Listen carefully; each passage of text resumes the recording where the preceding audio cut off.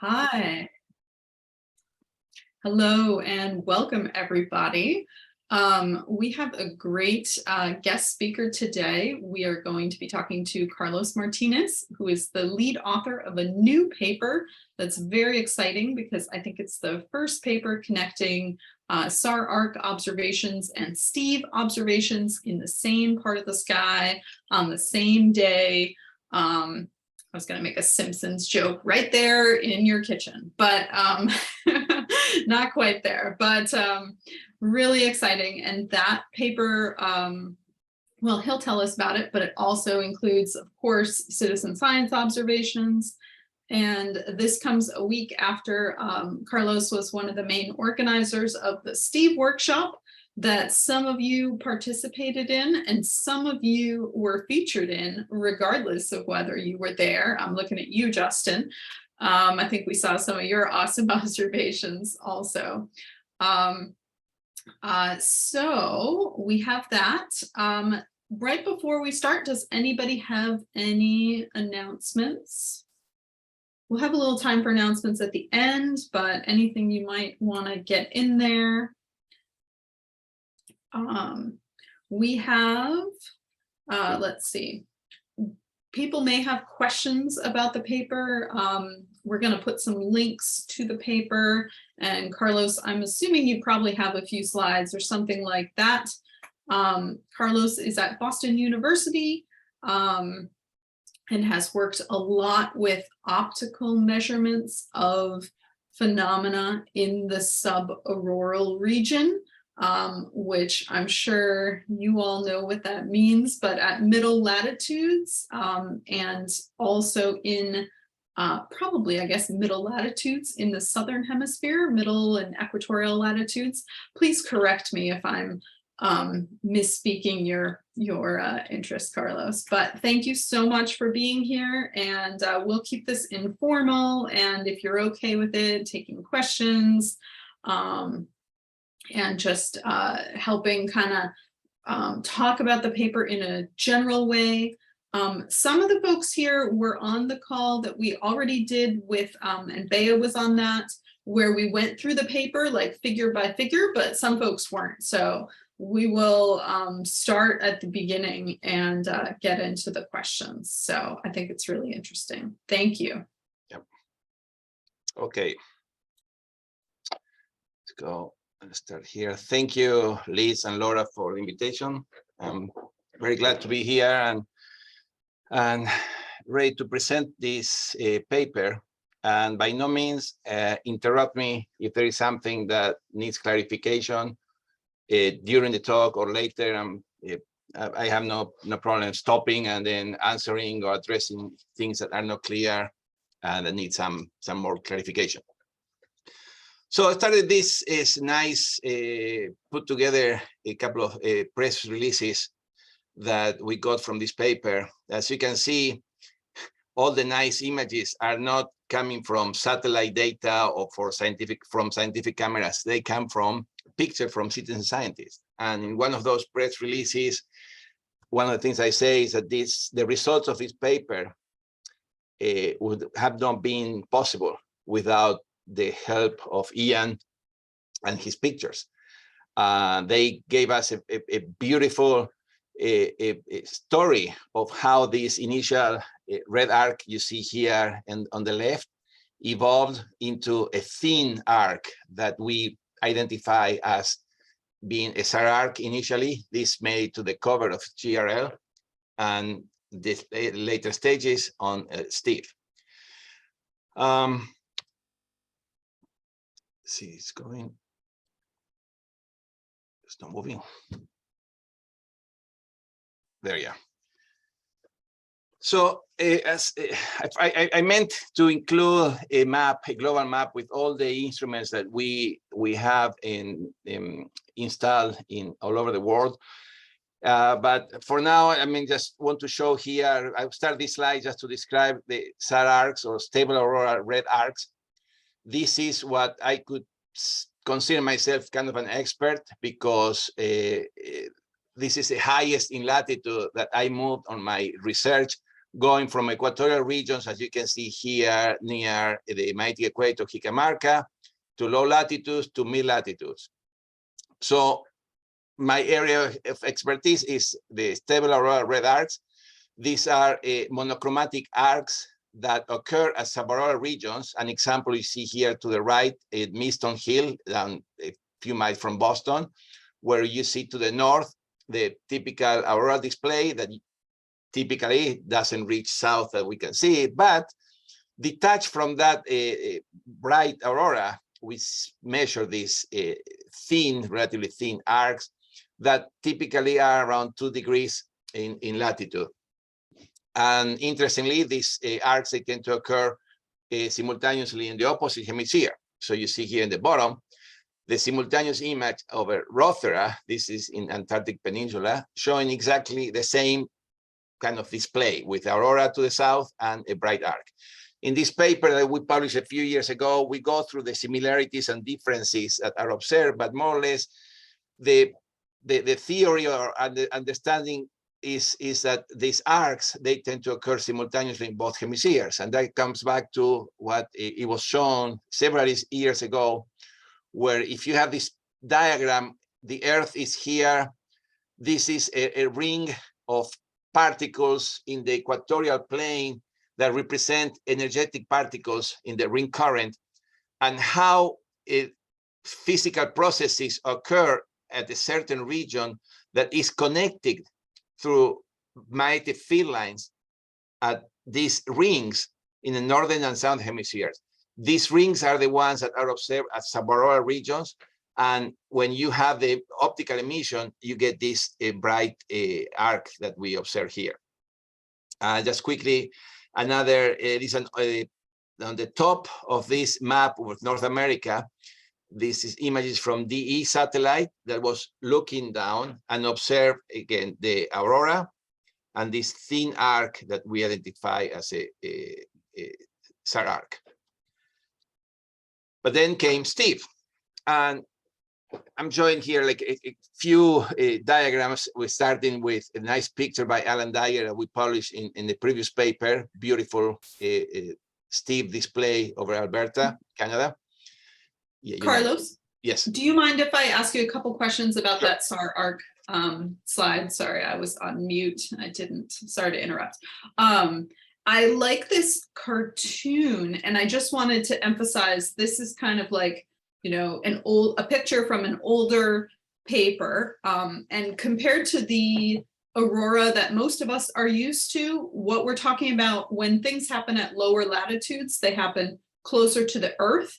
And so this is sort of the cutaway view of what is happening closer to the Earth, specifically with a boundary region that I don't talk about too much with aurora, but it's out there, the plasma pause and the plasma sphere, which is cold, dense plasma, intersecting or having a boundary or an intersection with the ring current, which is higher energy, more dense particles. And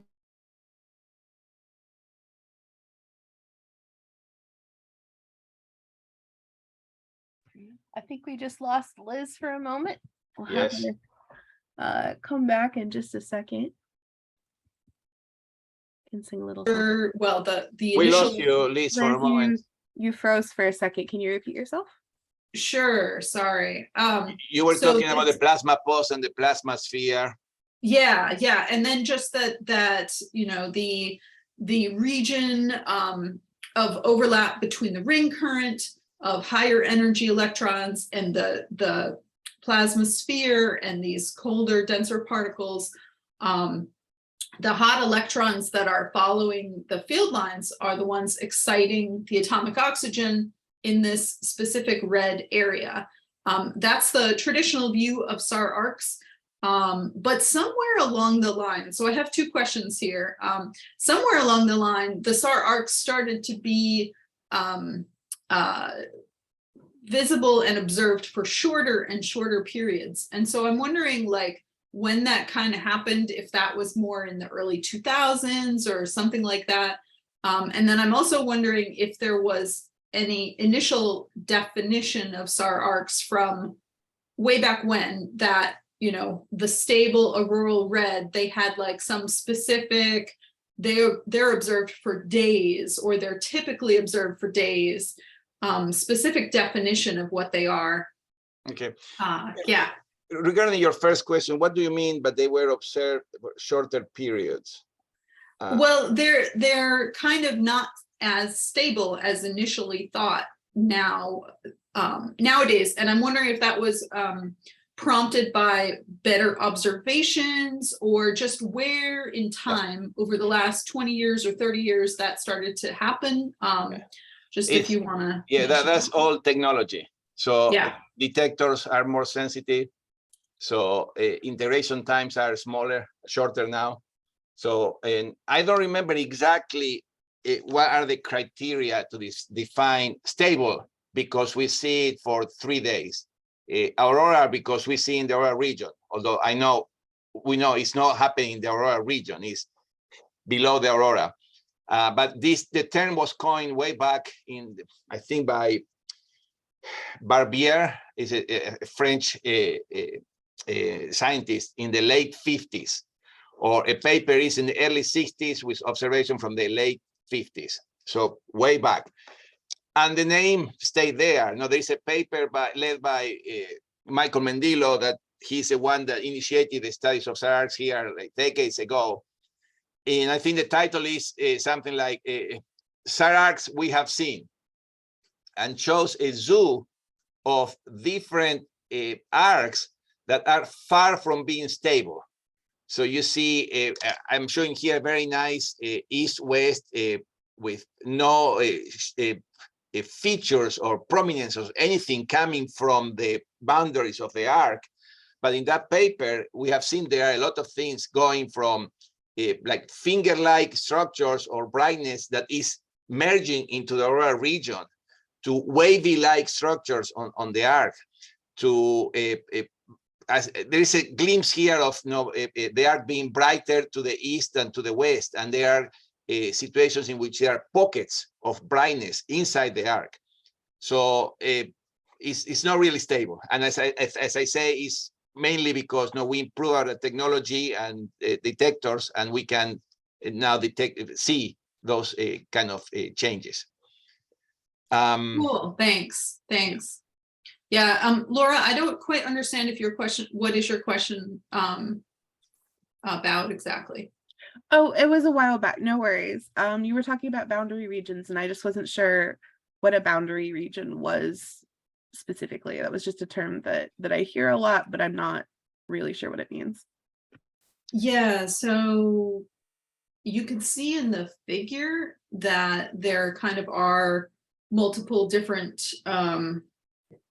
regions. So the boundary between those, which kind of indicates different populations of particles. In reality, it's not like a hard line of they can't cross, or, they do intersect with each other. So yeah. Liz gave a nice summary of, and this is very important, how the SAR arc is generated, and precisely is in that boundary, is that interaction between what we call the inner part of the ring current with very energetic hot particles, with the outer part of this layer of ionized particles called plasma sphere, but is at the edge or at the end of this population that is named plasma pause. So in that region, in the equatorial plane here, is when interactions between charged particles occur. And there are a couple of ideas to establish how the heat is generated. And one of those ideas is basically Coulomb collisions. And Coulomb collisions represent the one hot electron or oxygen ion from the ring current hits an electron that is thermal or is low energy that is in the plasma pause. And as a result of that collision, energy is liberated.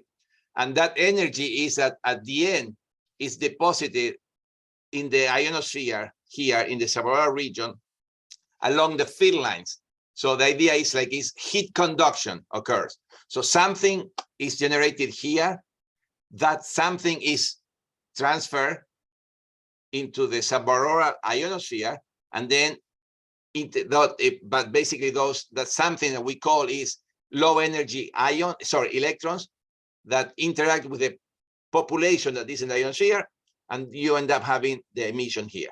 And this is very important because when we get into Steve, the idea that how Steve is generated doesn't imply something being generated in the inner magnetosphere getting into the ionosphere. It's more locally, although there is a connection. So without getting complicated, we can get to that later.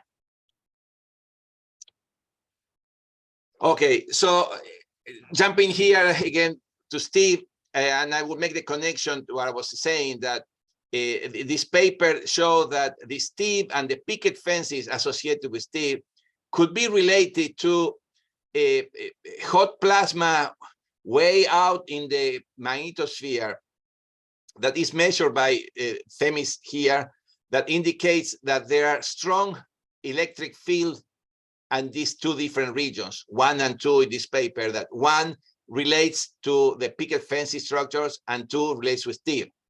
So, but here it's not like there is any kind of interaction occurring in the magnetosphere that goes into the ionosphere, but it's more than anything like an electric field effect that is again mapped or transported along the field lines into the layer of 100, 200, 300 kilometers. To the left is a nice plot by Liz that show the characteristics of Steve that we will use this later for some of our observations. Namely, here you see on the top, the intensity observed at these different altitudes of the arc that they had observed, and how the satellite signatures were accompanying that increase in brightness. This depletion, so this decreased value implies a very strong westward flow. This indicates a change in the perturbation in the magnetic field component. The other very important parameter here is electron temperature that has a peak, and also that is related to this particular region that Liz was mentioning, that boundary that we call the ionospheric trough in the ionosphere, or related to the plasma pulse, that indicates like it's really a decrease in the value of the electron density. And we will use this when we try to explain our observations, just to indicate how important these observations are. And it's here to the top right is a nice cartoon shown by Brian in a paper that, so here this is the east-west indicating the presence of very strong plasma flow. And the idea is that when you have some kind of motion of molecules or atoms into regime that they are not typically observed, something happened, and if the energy is enough to really excite some of the vibrational states or some particularities of the atom or molecule, you end up having this bright emission. So these are the colors representing the colors of Steve. So you need a fast ion that will interact with nitrogen, that will produce an ion, and then nitrogen in a state that will end up giving you those colors. In the same way that we were talking about the SAR arc, I didn't go into the details. You excite, in that case, is oxygen. And then when oxygen goes down to the ground state, that's a physical process that all the molecules or all the particles look, you end up having only red. When you are with Steve, you excite other molecules, other atoms, and when that molecule or atom goes back to its ground state, emits in the colors that we observe in Steve. So getting into the paper, this is what we observe. I will start in the right panel. These are on the top. These are the images that the photographer took, and the 3 bottom panels represent the different channels that this each image was split on. And the point here is in the first column, we see the SAR arc with a strong component in the red channel, no components in the green and blue. But then in the middle, when we see Steve, you can see that there is a nice blue, nice red, and it's multicolor phenomena. And then when you have the picket fences, those green small structures, and they are not seen on the red, they are seen only on the green. And here the movie shows a very nice evolution that took place only during 30 minutes. So when we started taking data, basically the transition was already occurring because the arc, as you can see, is wider here to the right. And if you look carefully, it seems that there is some kind of transport or the brightness is moving along that arc towards the right. Start again here, and you see how that evolution is happening. Unfortunately, it wasn't completely clear, so there are some clouds in the middle. And if I stop it here, you can see how this portion that is bright and white is different to the portion that is seen here. This is to the west, and this is to the east. So whatever is happening is there's some kind of transport or some kind of asymmetry that is moving from east to west. And this is something that for those of you that have been paying attention, if you look at the picket fences also, they tend to move from east to west. And there are some observations also indicate that this westward motion seems to be something typical on the Steve structure. Has the western motion been seen in the SAR arcs before? No. What we have seen in SAR arc is like a brighter, not always, but sometimes a brighter region on the western part of the arc. On the SAR arc, we have seen, yes, go ahead. No, keep going. Yeah, on the SAR arc, we have seen that sometimes from zenith in the middle, there is like a bright structure that seems to propagate east and west symmetrically. So something that is moving on to the sides. So what I also wanted to say is just to talk through this cool color image again, which you described, but the first column is the time when you see the SAR arc. And so the first row is the raw image, all the colors, and it's nice and broad. And then when you decompose it into the red, the green, and the blue, just picking out those colors, you see that it's purely red and that there's almost no signature of that emission in the green and the blue. But then 20 minutes later, it has changed into this narrow line that actually does have a green piece to it and a blue piece to it, consistent with the Steve kind of mauve color being a broad emission line, like in Gillies' papers earlier. So it's really significant that you see what's more like what is a Steve signature across the red, the green, and the blue channels. And then another 12 minutes later, that is maybe the SAR is the Steve is kind of fading. And you can pick out at this time like a little bit of picket fence that's primarily in the green, but a lot of the red and the blue emissions there are not visible. I wonder if anybody else has any thoughts about this video or questions about this. Yes, I have a question. Yes, sorry. No, you first. Yeah, go ahead, Francesca.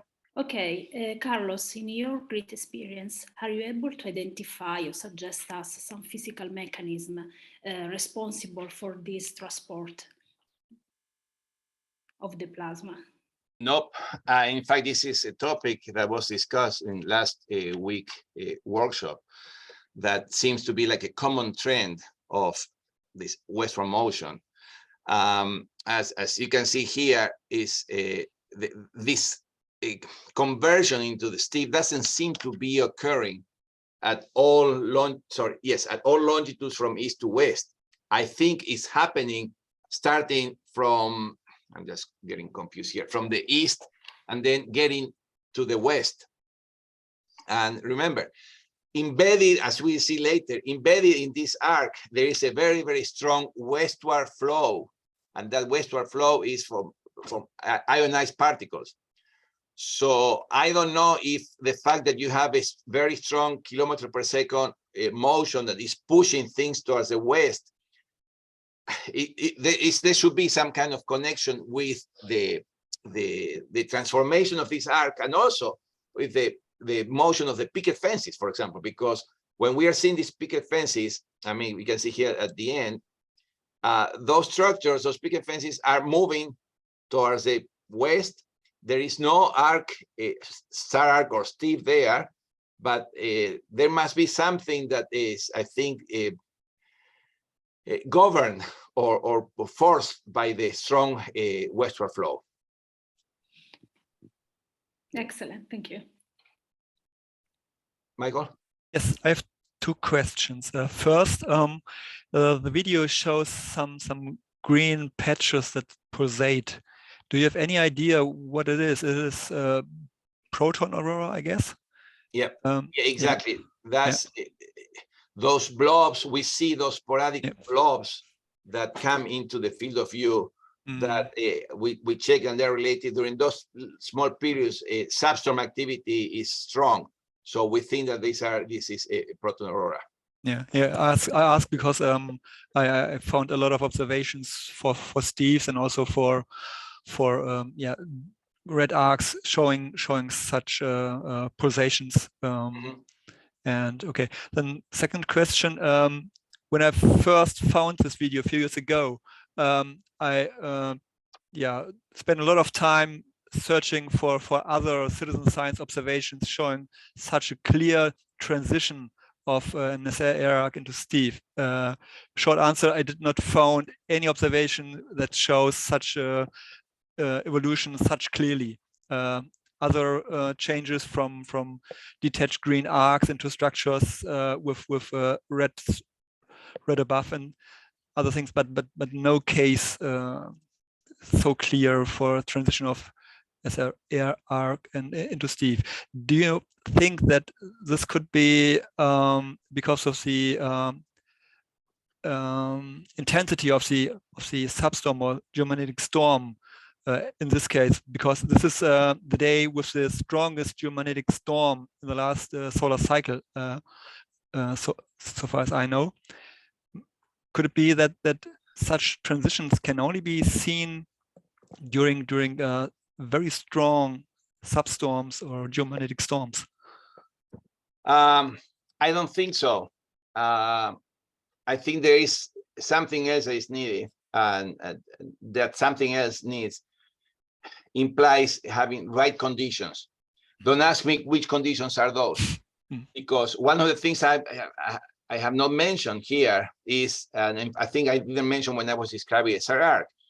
SAR arcs are typically sub-visual, meaning that if you go outside and you look, you will not see the SAR arc because it's very, very weak. For this particular event, why we are having this picture is because Ian was driving south, trying to take pictures of the aurora, and look up, and he saw a very, very bright arc, red arc. So he stopped and started taking these pictures. And then when we go to our data, we will see in the next slide. So we were able to calibrate the data for 6300, and that SAR arc was around 6 kilorayleigh. It was very difficult because it was cloudier than this side. The two sides where we observed are separated by around 200 kilometers, but cloudiness conditions were very different. But even if you add a 20–30% of uncertainty, you are still in the kilorayleigh range. So first, this transition is occurring not during a typical SAR arc, but during a very extreme SAR arc. And then similar thing, if you saw Megan's presentation last week, she had another case that happened, I forgot the date, but her measurements of the SAR arc were around 2 kilorayleigh. So we thought that we were, okay, perfect. In order to get the transition from SAR arc to Steve, you need to have kilorayleigh SAR arcs. Until I looked at an event that happened last year, November 4, 2021, in which the sky conditions over New Zealand were beautiful. There were nice observations from citizen scientists seeing an arc. And our data from our all-sky camera that allow us to measure in different wavelengths show a SAR arc all night long, and during a short period of time, a Steve embedded in the SAR arc.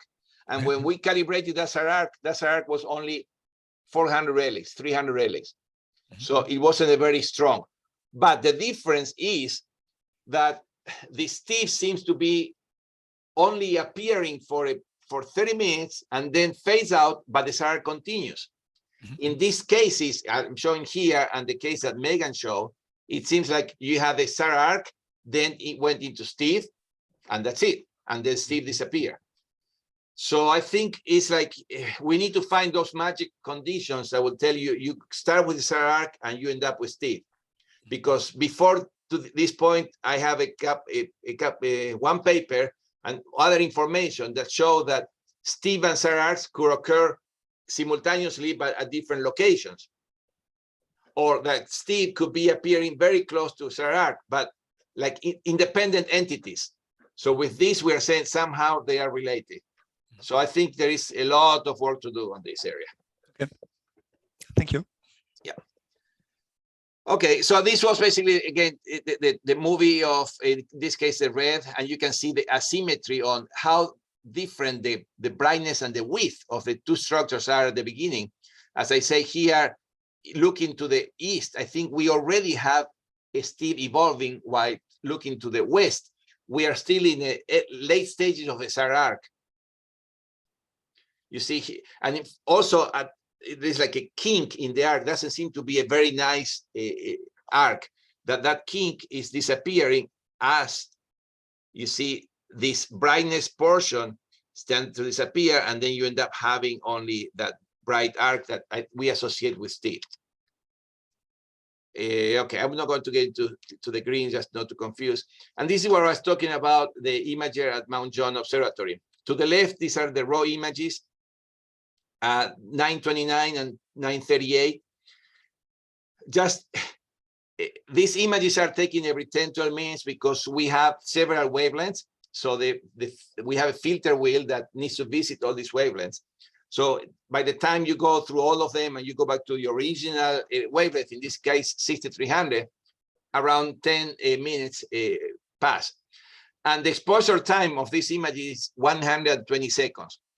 For our purpose, this is completely crazy. I don't think you will see any Aurora observers trying to take a picture of the Aurora or the Steve using 120 seconds. And I think in your presentation, you went only up to 20 seconds as a long exposure time. But well, this is what we have because we are using filters that are very narrow. The only light that is coming is just 6300. Filters are also appearing are present in cameras, but filters are a bit wider, so that allows you to get that shorter exposure time. But the importance of this is that with this, a few frames, we were able to triangulate with observations from EM, and we determined that in this initial stage, when we are seeing the SAR arc, the height is around 425 kilometers. After working on this, I should have used a better limit and say 420 plus or minus 20, 30 kilometers. It's not like this exactly 425, but we ended up having that. But if I were saying here 400, it would still be okay. And if I would say 440, it would still be okay. And as you can see, there are a lot of clouds here. But from these few frames that we're able to observe, we could determine that this was a very high altitude arc, typical from the location of a SAR arc, not typical from the location of a Steve. Whereas there's something I want to say here. No, oh, yes. So in the frames that we were able to see some clear skies, the only filter that showed any arc or any structure was the red filter. All the other filters didn't show any structure. So that is another a validation of this being a SAR arc and not a Steve. Okay, on this night, we were lucky enough to have several space-based instrumentation that will allow us to measure those parameters I discussed earlier when I had the slide of Steve. So here you have a map of the Pacific with New Zealand here, the field of view of the instruments. This shows a trajectory of one of the satellites that we call Swarm B. This is a European satellite that moves around 525 kilometers, in this case from south to north. And the satellite, the information we will get, it will be electron density, electron temperature, and plasma velocity. But the time that is crossing the field of view of the image is around 9:37. This is the time when we were observing the SAR arc. When it is in the northern hemisphere, around 10:04, that's the location that we call the magnetic geometric conjugate location. If you remember in this slide, when we were talking the SAR arcs, we were saying they occur in both hemispheres.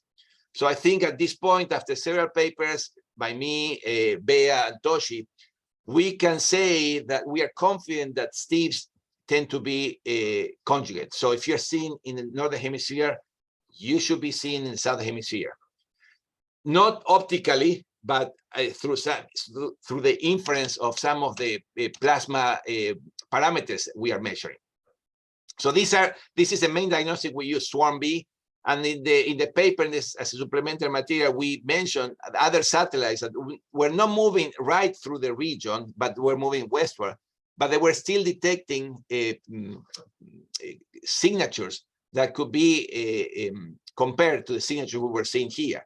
And this is important because, as we will see, these were very extreme values that were observed, that some people thought that, well, this is too fast or too strong. The satellite, the detector is not capable of measuring that. Well, here we have information from other 2 satellites and swarm, and 2 other satellites from DMSP. This is Defense Meteorological Satellite Program, that also were showing very extreme conditions. This is just quickly just to show you the geometric activity. On the top, we have the AL index. This is an index that is measuring the auroral region, just to show the perturbation in the magnetic field component of a ground-based instrument. And the idea is that by the time that we are seeing STEVE, what appears between 9:30 is here, 9:45 is here, and 10 something, we were in the so-called recovery phase of a substorm. That is something that, well, for the magnetospheric community, there are certain conditions that lead to a substorm. This, without getting into details, and those conditions then can lead to the recovery phase that, as measured as this increase going from a strong value to a smaller value. And I think this is a typical signature of these transitions we have observed going from a SAR arc into STEVE. Okay, this is the image. We took the image, and of course, we did some image processing just to be able to put a latitude and longitude map, assuming a height. This is very important, because if you want to compare with the satellite data, we need to assume to see where are we seeing our arc. So if we take the 425 kilometers and we map the trajectory or the data points from the satellite, those points in which you see here, electron density with a very strong decrease, electron temperature, a large increase, and horizontal ion cross-track or westward flow, if you want. If you see these 3 signatures, they are very similar. Oops, too fast there. To the signatures that Liz had reported when she was seeing the STEVE. And now this is something I didn't mention. When we are measuring SAR arcs, if we have a satellite path going through the SAR arc, we will see similar structures, but not as strong. So we will see flows that are of the order of 1 kilometer per second, but not 5-6 kilometers per second. We will see electron temperatures that are 3,000-4,000 Kelvin, but not 6,000 Kelvin. So here, the fact that we are seeing almost 6 kilometers per second and 8,000 Kelvin is telling us this is very extreme values of the plasma that justify the fact that we are seeing a very bright SAR arc. We are not seeing just a typical SAR arc that, as I say, is subvisual. So from the initial mechanism that I mentioned, in which you have some interaction in the ring current, and that interaction produces heat that moves along the field line, I think there is something else happening locally that is contributing to the emission only in 6300. We don't know yet exactly how we get this 6 kilo Rayleigh SAR arc by a combination of that influence from the inner magnetosphere and the influence from this strong flow. So this is happening at 9:37. So by 9:40, the satellite is already here.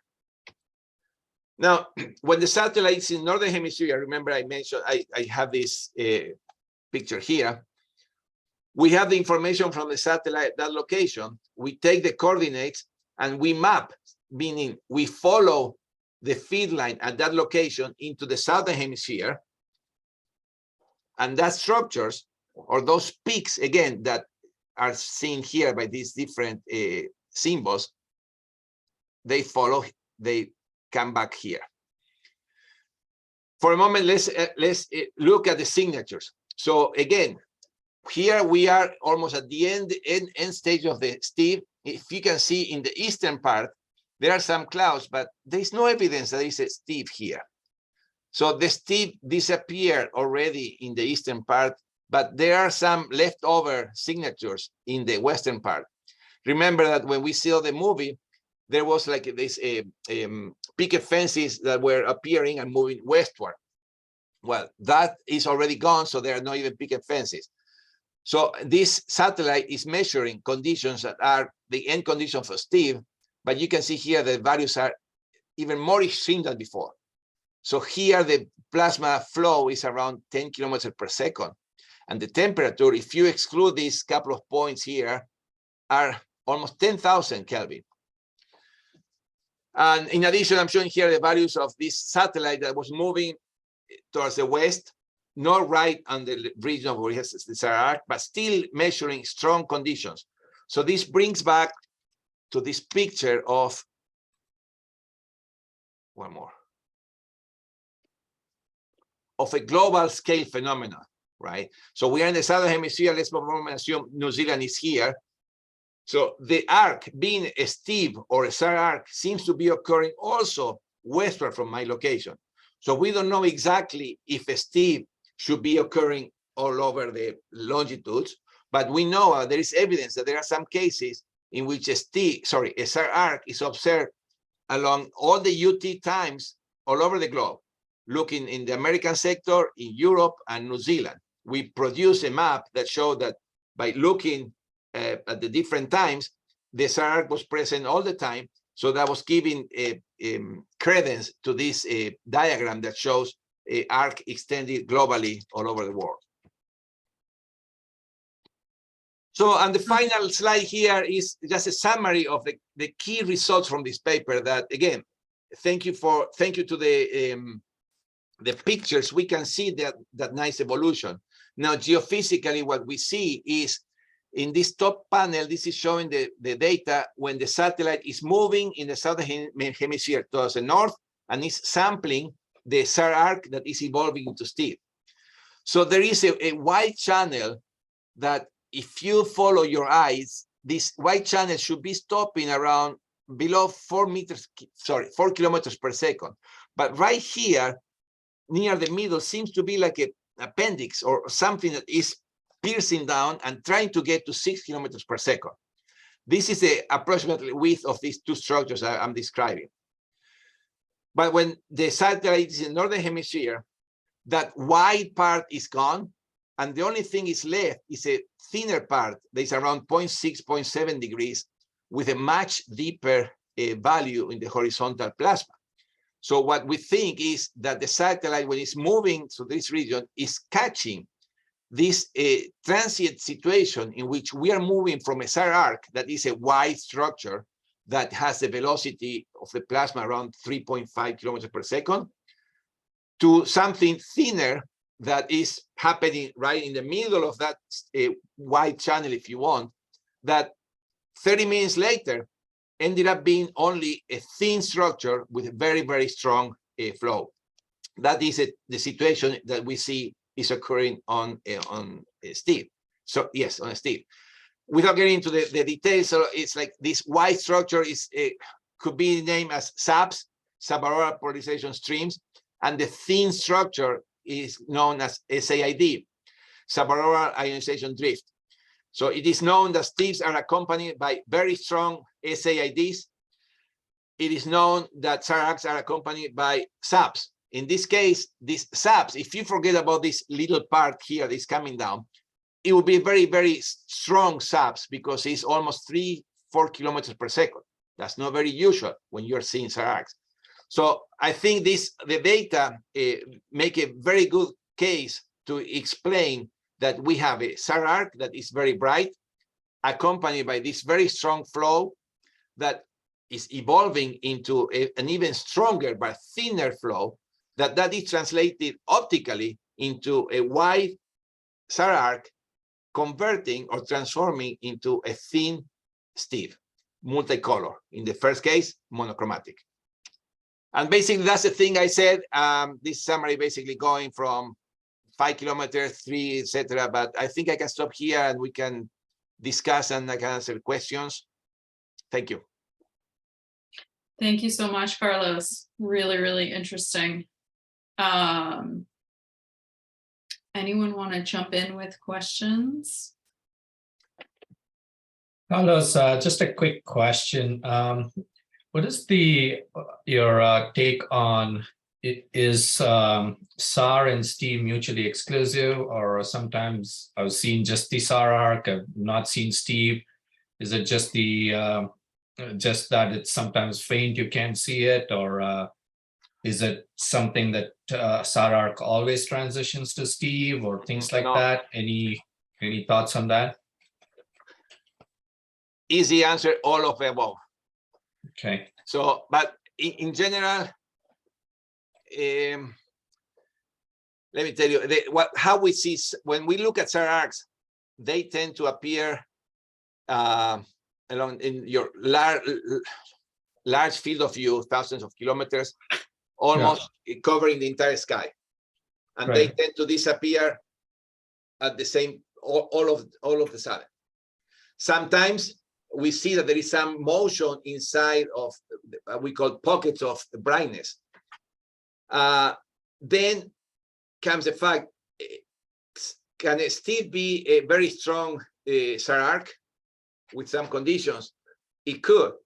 We have seen situations in which you see a SAR arc occurring all night long, and then suddenly, in this particular paper that we wrote in 2021, there was a Steve that appeared for only 20 minutes to the north, kind of independent. But at that time, we made, I think there is only a couple of lines in that paper that show that the eastern part of the SAR arc and Steve seemed to coincide. So the two arcs were not parallel. So they were separated in the western part, but when you get into the eastern part, it seems that they were touching. It was very difficult because the SAR arc was very, very, very weak. Yeah. So there is some connection, but then you have a case like this in which you have a very strong SAR arc that evolves into Steve.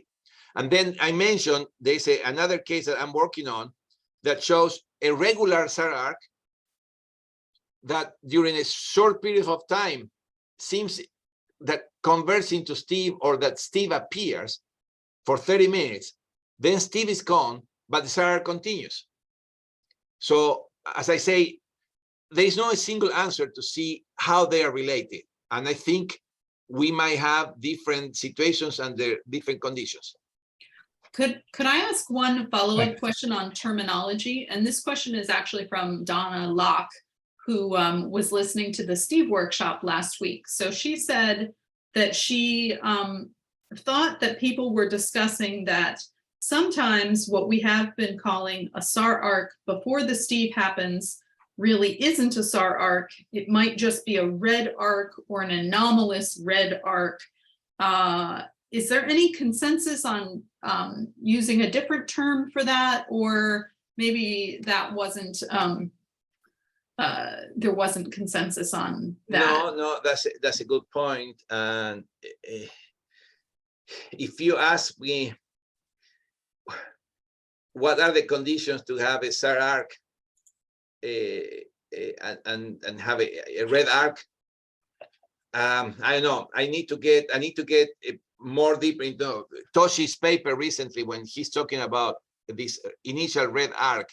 He doesn't talk about the SAR arc. That red arc is excited by some kind of a particle precipitation that leads into a SAR arc.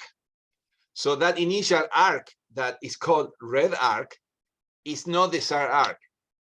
But I should know exactly why we made that distinction and we didn't call that SAR arc immediately. But that's a very, very good point. And the other thing is, maybe there are observations of these bright red arcs that are SAR arcs, and we have just basically, namely, generally, red arcs. But it's good. I mean, and Michael, you might have all this your great database. There should be cases in which there are arcs that could be called SAR arcs. Or one more thing I'm thinking right now is like, I think it would be crucial to determine if you're having a SAR arc or just a red arc, if you have the satellite measurements that show the signatures of elevated electron temperature, a decrease or deepening in the electron density, and a strong plasma flow. Not several kilometers per second, but 1,000 meters per second would be enough. I think that will help to explain if that is a SAR arc. If you have a regular red arc, more associated with the red aurora that is produced by particle precipitation, you will not have those signatures in the satellite. Yeah. Excellent. Jeremy has his hand up. Thank you. Hi, this is Jeremy in Halifax, Nova Scotia. I hope you can hear me okay. Liz, is my audio working? Yep. Good. My question, thank you for the wonderful presentation. And it's interesting how many different kinds of acronyms there are between Steve, SAR, and SED. And my question as maybe an Aurora chaser or somebody that tries to make sure that the photography that they gather is potentially more scientifically useful, how could citizen scientists shape their data, their reporting, and their observations to better assist this kind of research? And where could they report it to assist with that? Thank you. Well, I think now we have the person right here to answer that, Michael. You've been gathering the information from all over the places. Before getting where to report or how to report, the observations that I would say, I mean, I am not an Aurora photographer. I envy you guys, a beautiful job you guys do. One of the things I would say that, as it happened with Ian when he was driving south trying to catch the Aurora, he happened just to look overhead and he saw the arc, because these arcs, being a SAR arc or being a Steve, they do not occur right next to the Aurora. They are separated from the Aurora. So you might be missing it because you are so mesmerized with the Aurora display that is happening in front of you. I mean, just looking at 45 degrees, but maybe at 90 degrees above you, you have a short-lived structure that is but of course, you are not by yourself. Sometimes a lot of people look, but my point is, like, look also sometimes above your head, not just when you have the Aurora display, because you might be getting the display of this arc. And then, Michael, I don't know if you want to answer how to help with the data. Yes, I think an answer to Jeremy's question, I think also interesting for you. Since a while, I'm working on a classification scheme for sub-auroral, aurora-like emissions like SAR arcs, Steve, and so on, to help citizen scientists to sort the observation or to preliminary classify the observations. Because I think if they use specific terms, it could be helpful for scientists to look for specific things. My scheme is almost ready, so I only have to put in some more examples.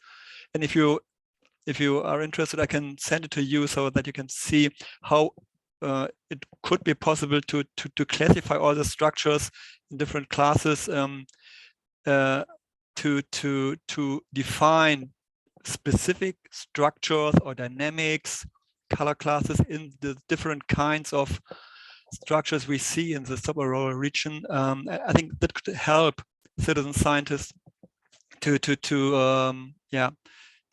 say what they are looking at, and help might have scientists to look into the data and better find observations of interest. Thank you. Yes, I'd love to see that taxonomy. Feel free to share the link in the conversation here or in such a way Laura can share it with Aurorasaurus. Yeah. So there's no link yet because it has not been published so far, but I can send it to you. I have your email address and yeah. Thank you. Great. And Jeremy, your question is, similar to a question Alan Dyer asked on the Steve workshop last week, and similar to a question he asked me the week before that when I was in Calgary, which is, what exactly do you want? What should we report? And the answer, I think, is some people want specific targets. I think we're definitely talking about really great ideas for these red arcs before Steve's being of a lot of interest right now, and need to, they're rare, so we need to keep an eye out for them, and I'm sure that you all will. We can definitely get those observations through Aurorasaurus and distribute them with proper terms for research use to anybody who wants them. So we really appreciate that as well. It doesn't have to be, it can just be some of the examples, and then we can go back for more detailed sets of photos more conveniently as well. So we should wrap up. We're a couple minutes over. I want to say that Becca put a nice update that she is going out with Hertegruten again to do citizen science with Aurorasaurus and people on the boat. So hopefully you will have a great season doing that again. Yeah. Anything more you want to say about that, or does anyone else have any updates? I'll just add a quick comment. I agree with Carlos's statements there. I think I've always believed one of the reasons why I shot Steve a lot more is I have a bit more fascination for Milky Way. So you're pointing not just at the Aurora all the time, but yeah, from a citizen science observation, I think just focusing your cameras in all parts of the sky sometimes is useful. It's a bit challenging. You'll have to go with 2-3 different cameras and point it in different directions, but that's what I try to do these days. But focusing a bit more on the Milky Way sometimes helps in capturing these, but the SARs are pretty difficult to pick up at times. So, yeah. Great. So we can just keep doing, you can just keep doing that, and then we'll get all of this other ancillary science. We'll probably discover something in the Milky Way too. So that sounds like a good plan. Okay. Thank you all. Any final comments here?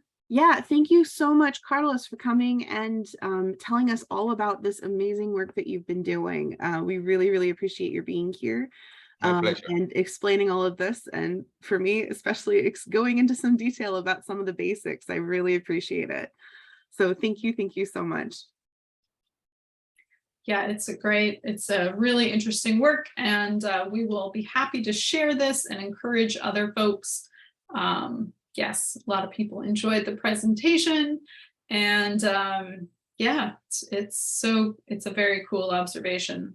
And hopefully we'll have more big storms, and then we can see if these things are happening again. I think that's what everyone wants, somewhat, just a little bit, probably. Thank you, guys. Okay. All right. Thanks. Take care, everyone. Thanks, we will everyone. Thank you. see you in a month. And yes. All right. Bye. Bye. Bye.